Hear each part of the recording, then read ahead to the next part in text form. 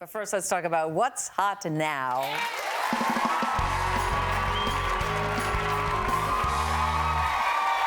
All right. A debate is raging over a 16-year-old male student at a technology school in South Carolina who stole his teacher's phone and then shared pictures on that phone, nude pictures of her with other students through text messages and social media. But get this, school officials gave the teacher, two choices: resign or be fired. Now, she resigned. Here's the story. She thinks she knows who did it, a 16-year-old boy. She says the phone was on her desk. He took it. He warned her beforehand that something bad was going to be happening, coming down. So he had some vendetta or something with her. Jerk of a kid. And she had taken pictures on her phone to send to her husband for Valentine's Day. But the school said, yeah, you have a certain right to privacy, but you didn't lock your phone, so get out. And she resigned. Shame on this school. Yeah. Shame on this school. This is ridiculous. That is her private property. This is a total invasion of privacy.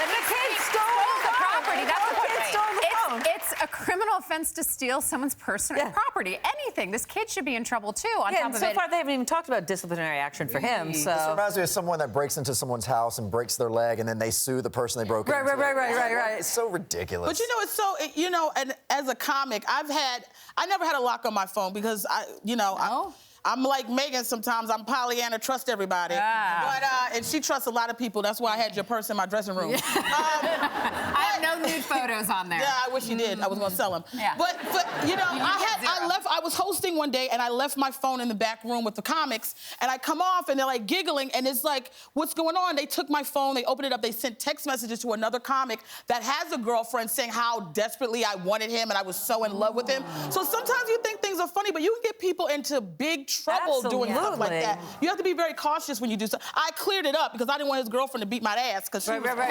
a big girl, you know what I'm saying? But I felt really bad for the teacher. I felt bad for the teacher too. It's her personal thing. She was doing something intimate with her husband. It was not on school time. It was not on school property, and it was on her phone. That's her personal property. Well, there is a petition going around. Other teachers and students are saying, bring her back. She did nothing wrong. So there is that. But and I feel like there's phone etiquette that we need to address. Like, if I give you, if I give you my phone and I'm like, oh, look at this really great photo of the two of us from last night. You know you can't swipe, right? Everybody knows that if someone shows you a photo, you can't swipe. It gets worse when they do. No, because, I mean, not that I have anything on my phone. I'm worried about your phone. Let me see your phone. Let me see your phone. That is proper etiquette right there. You don't swipe at all. Because some people what do. are you going to find? Well, you never know. You never know. A bad picture with a zit on your face, something like that. no, not those zit pictures. You're gonna find a lot of other things. Shenanigans.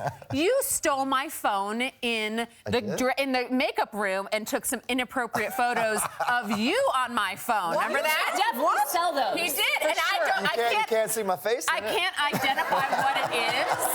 I just remembered that all of a sudden. Are you saying what I think you're saying? He took pictures of certain areas, and you don't know what it is. I just caught you. You're getting red. I'm not denying it. I did. Do you want to borrow my phone? Wait, he is so hot right now. He's sweating. Oh my God, that's amazing. Because I went to go look at my phone and I'm like, what is that? I'm like, oh, is that me? I'm like, what? And I had to go look down. I'm sort of speaking of that, parents in San Francisco are outraged to learn that local middle school kids are now allowed to get condoms at the school, without parental consent. They're available. Here's the caveat. They're available in the nurse's office. So you have to go past the nurse to get them. And the reasoning is that there are kids, these are kids 10 to 12, there are a certain percentage of kids who are having sex or thinking about it, and they want them to be safe. They are. But the parents have no say in this. Is this a good idea or not? This is a great idea. I think it's a great idea. I did a segment on this for today's show about when is it appropriate to talk about it with your kids' sex. And they say between the ages of 9 and 10, you should start talking to your kid about sex. And I think this is an appropriate time to talk about them. You said you have to go to the nurse's office. So imagine that dialogue for that kid and the gumption to get up and go to the nurse and ask for that. But you shouldn't make kids feel bad for sex. And the nurse should turn around and tell them, take your behind and go somewhere and sit down. You a child worrying about having condoms and sex. There's no way. My family told me not to have sex. Guess what? I didn't have sex. Come on, that's ridiculous. In the real world, maybe you didn't. No, I lived in the real world, and guess what? I kept these legs closed. Yeah, but a lot of kids don't. I remember being that age, and I'd never seen a condom. I never had a condom. I didn't really want to ask my parents to show me a condom. So if I was that age and was curious and was just like, what is it? How does it work? Like, maybe as a group, you go, you get one, you're kind of sex like... ed, you're supposed to be saying And that. kids nowadays know what to do with a condom. Nobody's going, what is it, with condoms at that age. I mean, I was at 12. I didn't know what to do with a condom at 12. I thought it was a remember my friends were balloon. having sex. We have a very massive teen pregnancy problem, and the more education that you can provide to children, the earlier the better. That's what it's about. Right, giving them education, not condoms. You can give them education and you can teach them about sex and premarital sex and things like that. Hormones, those kids aren't going to listen. But regardless, they're going to do it. They're going to do it. Is what your stance is, right? What I'm saying is we don't have to help them facilitate having sex. Well, I they're don't helping think them it's not be what you're safe. doing. They're going to I have think sex it's no matter. about We're just safe keeping them sex. safe. Safe, A condom doesn't mean they're protected. gonna have All I sex. know is my child better not ask for no condoms when they're 9 and 10 years old. Absolutely not. Might You're going to be might come a around. non-grandma. Maybe you'll be a grandma. That's better. Moving on here, if you ever wished that you had a boyfriend or girlfriend without all the work, because there's a lot of work involved, here's something that you may want to consider: an invisible one. I'm serious. There's a service called Invisible Boyfriend. Claims to make you feel as though you are actually dating someone. And this is how it works. You choose a name for your significant other, and then you pick his or her interests, locations, key facts, stuff about them. And then this service creates a profile with a photo and basic info, and then you can send a text and wait for a reply. It's so sad. I know, it breaks your heart. It's very AI. Is it crazy or fun? Can you upgrade to a premium subscription and get nudie pics and sex No, stuff there's back? no sexting. There's no sexting Well, allowed. this is stupid. You know, I know.